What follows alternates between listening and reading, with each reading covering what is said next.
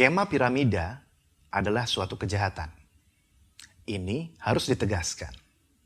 Skema piramida selalu menampilkan diri sebagai peluang bisnis, sebagai peluang usaha, sebagai kesempatan untuk menjadi kaya dengan waktu cepat. Hal-hal ini yang membuat kejahatan ini sangat sulit diberantas. Korban skema piramida biasanya tidak menyadari bahwa dirinya adalah korban. Jadi, bukan hanya pelakunya yang tidak jera, tapi korbannya juga tidak jera. Lepas dari satu skema piramida, masuk ke skema piramida yang lain.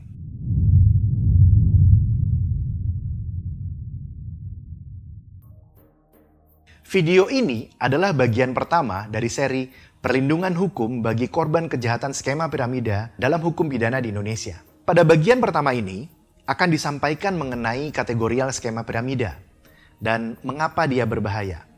Silahkan disimak. Menjadi kaya adalah impian banyak orang. Gagasan untuk memiliki kebebasan finansial, punya banyak uang, bisa pergi kemana saja, dapat membeli barang apa saja. Liburan ke berbagai tempat eksotis, properti di berbagai negara, mobil, perhiasan, dan berbagai simbol kemewahan lain. Kebanyakan orang itu memimpikan hal-hal seperti itu, mendambakan gitu ya. Masalahnya adalah dorongan tersebut demikian kuat, mengalahkan nalar dan logika. Keadaan ini dimanfaatkan oleh para kriminal untuk menipu, menggunakan skema cepat kaya.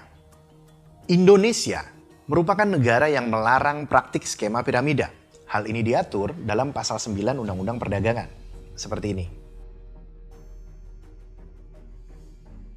Skema piramida dijelaskan sebagai kegiatan usaha yang bukan dari hasil penjualan barang. Kegiatan usaha itu memanfaatkan peluang keikutsertaan mitra usaha untuk memperoleh pendapatan dari biaya partisipasi orang lain yang bergabung kemudian. Artinya di sini, yang dibilang sebagai peluang usaha sebenarnya hanya oper-operan uang dari member baru ke member lama. Atau lebih tepatnya bukan member ya, tapi korban ya. Korban baru ke member korban baru ke korban lama. Contoh ya, ada seorang, sebut saja Pak Gede gitu ya. Nama lengkapnya Febrianus Gede. Kita panggil aja Pak Gede gitu ya. Pak Gede membuat suatu skema piramida dengan desain sebagai berikut. Pak Gede menawarkan produk berupa gambar tempel. Nah, gambar tempel. Ya, stiker, ya kan? Stiker ya. Stiker yang kalau ditempelkan ke kening, begini ya, mampu menghilangkan 15 jenis sakit kepala. Pak Gede bilang bahwa stiker tersebut adalah teknologi dari Azerbaijan lah ya misalnya ya. Menggunakan konsentrat dari 10 jenis tanaman herbal yang diolah secara modern. Di bawah pengawasan WHO. Siapa, Was? WHO. Siapa? Ya, intinya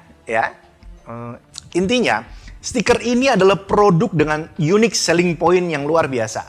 Ya, barangnya unik, istimewa, teknologi baru gitu ya. Pak Gede menawarkan stiker tersebut dengan harga Rp2.600.000 ya. Bukan dapat satu, bukan dapat dua, tapi dapat satu buku. Banyak tuh ya. Dapat satu buku stiker ya dengan harga Rp2.600.000. Banyak isinya ini ya.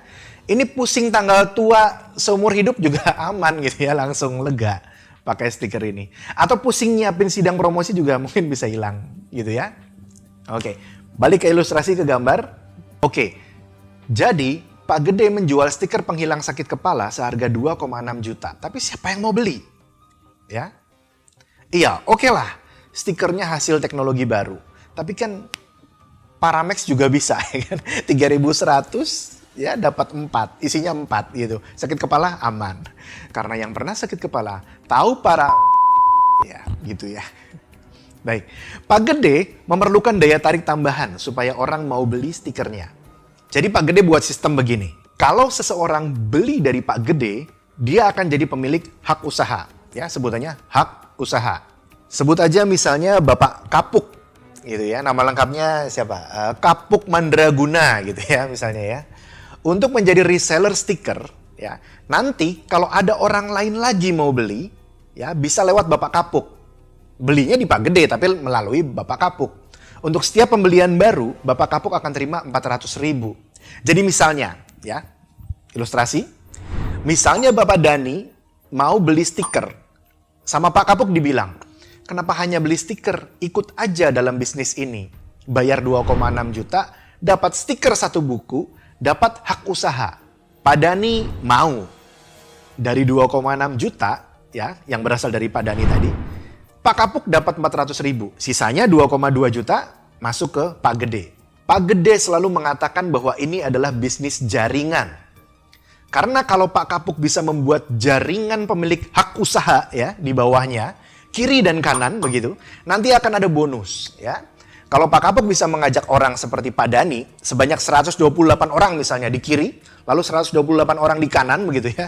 Nanti Pak Gede akan memberikan reward, bonus begitu. Misalnya sepeda motor begitu ya. Nanti kalau berhasil mengumpulkan 512 orang di kanan, 512 orang di kiri, bonus mobil LCGC gitu misalnya ya. Nah kalau 2.000 orang di kiri dan 2.000 orang di kanan, bonusnya Pajero Sport.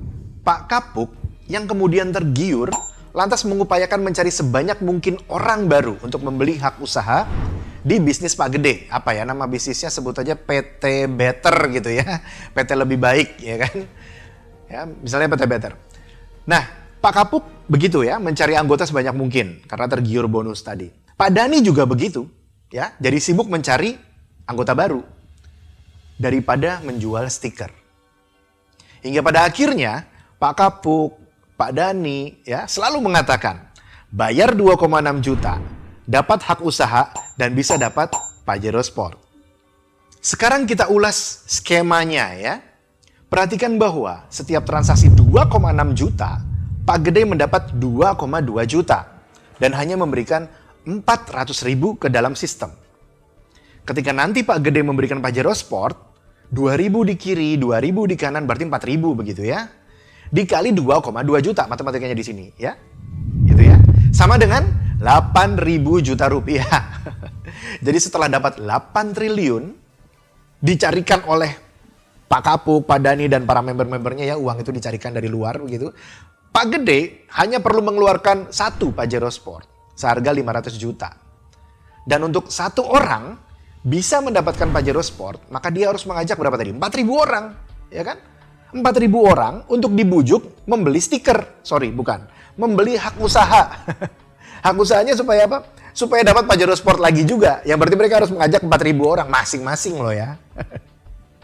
Kalau semua orang yang bergabung inginnya dapat Pajero Sport, maka ini bukan lagi untung-untungan seperti judi. Bisa menang, bisa kalah, bukan. Karena ini pasti kalah. Karena tujuan ikut hanya untuk bonus. Yang supaya dapat bonusnya harus ngajak orang lain ikut yang juga menginginkan bonusnya. Oke, bagaimana dengan stikernya ya? Stiker tadi jangan lupa, ya kan? Kan orang beli stiker, ya kan? Stiker begini 1 buku belinya 20.000 aja sih ya di toko stationery begitu. Stiker 20.000, buku stiker ya sebanyak ini gitu ya. Stiker 20.000 dijual 2,6 juta ya. Anggota yang membantu menjualkan nanti dibayar 400.000. Berarti kan jualnya 2,2 juta gitu ya. Bagian ini saja sudah menunjukkan relasi yang tidak etis antara para agen yang terlibat. Maksudnya bukan agen kayak agen penjual gitu ya. Agen 1.000 tangan. Tapi maksudnya para orang-orang yang terlibat, istilahnya agent gitu. Nah, kalau relasinya saja sudah tidak etis, bagaimana dengan aspek bahaya atau harm ya? Adakah yang dirugikan? Mari kita lihat lebih dalam. Hubungan keperdataan antara penjual dan pembeli gitu ya, adalah suci di antara ya penjual dan pembeli tadi, begitu kan? Artinya, sejauh mereka sepakat antara dua ini sepakat, maka orang lain tidak perlu mengganggu gitu. Kalau ada orang lain mau jual ada orang ya mau jual sebongkah batu seharga 2 juta rupiah. Kemudian ada orang mau beli, mereka sepakat, maka boleh-boleh aja, sah, ya kan? Betul, sah. Masalahnya adalah, benarkah ada kesepakatan? Benarkah pembeli ya memang mau membeli batu tersebut dengan harga tersebut tanpa atribut tambahan? Tanpa informasi tentang kualitas batu yang disampaikan penjual. Masalahnya, apakah informasi tersebut benar? Kembali pada gambar kita, Orang yang membeli hak usaha di PT Better tadi ya, milik Pak Gede, bukan membeli stiker. Alasan mereka mengeluarkan uang adalah karena harapan mendapatkan bonus Pajero Sport. Atau setidaknya 400.000 dari setiap orang yang mereka ajak. Pak Gede memang menjual stiker. Stiker 20.000, dijual 2,2 juta rupiah. Tapi mengemas penjualan stiker tadi sebagai peluang bisnis. Jadi yang dijual stiker, ya stiker super mahal yang dijual, yang dibeli para pembeli, para member adalah peluang bisnis. Padahal peluang bisnisnya tidak akan menguntungkan. Agar satu orang, seperti Pak Kapuk tadi misalnya ya, bisa kembali modal 2,6 juta yang dikeluarkan awal, dia perlu mengumpulkan 400.000 dikali 7. Ya, dia perlu mengajak 7 orang. Ya, itu baru dia kembali modal. 7 orang tadi, agar masing-masing kembali modal, maka harus mengajak masing-masing 7 orang lagi. Atau berarti 49 orang baru ke dalam sistem. 49 orang yang hanya akan kembali modal setelah mengajak 49 kali, ya 7 orang lagi, orang baru. Perhatikan bahwa 7 orang yang diajak Pak Kapuk untuk kembali modal adalah orang yang berbeda dengan 49 orang yang diajak 7 orang tadi.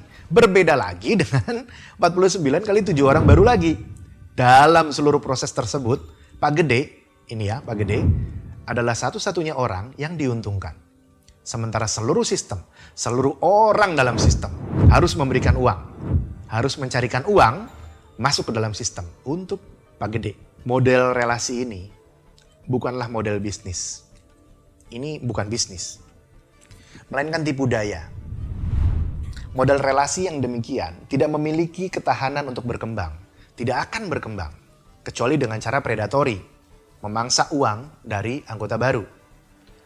Karena relasi ini berbentuk jejaring ke bawah, menyerupai piramida, maka disebut skema piramida. Model bisnis yang baik itu etis, ya, sesuai hukum, tidak merugikan atau gampangnya fair, ya, fairness. Fairness itu apa? Adil dan terukur, kira-kira gitu ya. Adil secara ringkas adalah tidak merugikan. Jadi ambil untung itu boleh ya. Ya memang itu alasan orang melakukan perbuatan ekonomi. Yang tidak boleh adalah merugikan.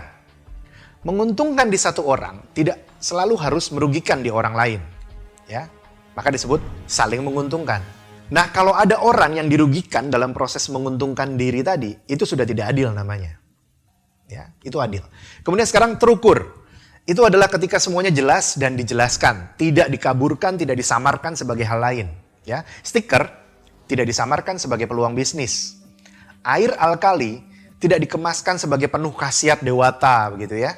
Kapur barus ya, tidak ditawarkan sebagai zat penghemat bahan bakar minyak gitu ya, BBM. Dan sebongkah kaca tidak diiklankan sebagai alat penurun demam gitu misalnya ya. Jadi terukur itu mengenai kejujuran. Ya. Nilai lebih atau keuntungan yang diperoleh penjual adalah hak. Karena penjual menyediakan kebutuhan pembeli. Nilai lebih ya atau manfaat yang diperoleh oleh pembeli adalah hak juga. Karena pembeli membayar uang lebih daripada yang dikeluarkan oleh penjual sebagai keuntungan tadi. Satu dapat untung secara uang, satu dapat manfaat secara pemenuhan kebutuhan barang tadi atau jasa gitu ya. Inilah adil dan terukur. Sesuatu yang tidak ada dalam relasi skema piramida. Demikianlah bahaya dari skema piramida.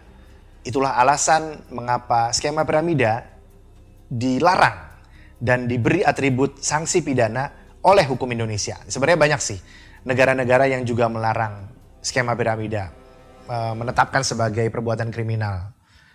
Nanti kita bahas lebih lanjut ya di part 2. Terima kasih sudah menyimak, sampai jumpa.